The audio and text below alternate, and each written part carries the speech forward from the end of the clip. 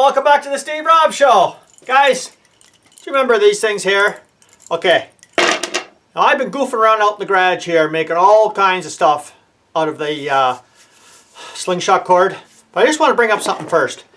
I changed all my light bulbs to these LEDs.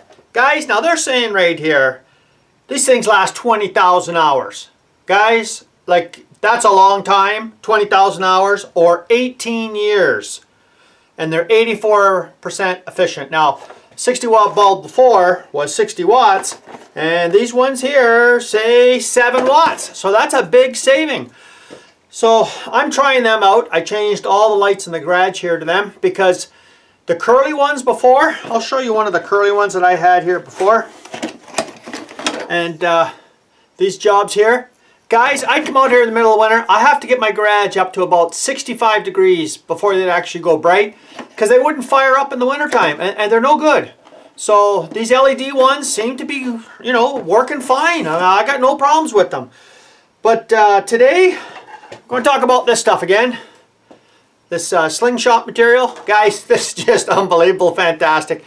So I made a couple of new ones up. I just had some rod. I got lots of this rod left, this 3/16 rod. And I was up deer hunting in the fall. And you know them Copen gun rack holders? Guys, I have two on the front of my ATV. And I only use them for my guns in the fall. The rest of the year on my ATV, I'm putting my weed whacker on there. I'm putting all kinds of implements on there and they work fantastic. I'll see if I can put a picture in here somewhere of what these things look like. But guys, these are a fantastic unit. But there's one big flaw to them that I don't like. Okay. If you have one of these things, they're like a V shape and they come with like a big elastic. And you kind of flip it over the other side and it holds your gun in there or holds whatever you want in there. Okay, that's fine. So what happens to me? Of course, I lose one. Guys, I don't know how I lost it because I undid it and you know what? They're supposed to hook in there on the back side, but it was pretty windy that day and one just blew off, just went away and I don't know where it went. So I come back after the hunt and I go online and guys, you're not going to believe what they want for a little black elastic about the size of like this. And I'll see if I can put one of these pictures in here again. I don't know if I can, but guys, the price is just right off the moon and I thought there's no way that they're worth that kind of money. So what did I do? You make your own. Guys, all I did is I made two of these. Now I only lost one, but I gotta have one for backup. All I did was took 7 inches of this and about this much of steel rod. And I put it in both ends and I got just an ordinary zip tie in the center. And guys, this has got like a ridge on it, so when you grab a hold of it, you know, you can pull it and it wraps around.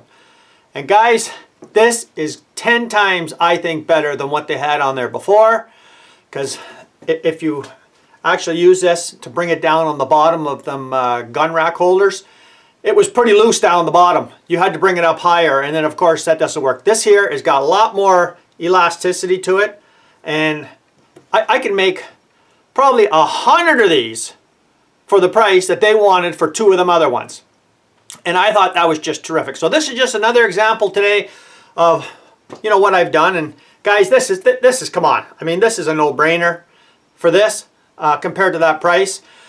So, but I do like the Copen gun rack holder, and I think it's just fantastic. Served me well, and these two will come in handy. And you know what? I'm probably going to make a couple more for backup. So thanks for joining me here today, and if you haven't seen this channel before, you're welcome to subscribe. Come back again, guys. Let's have some more fun. Cheers.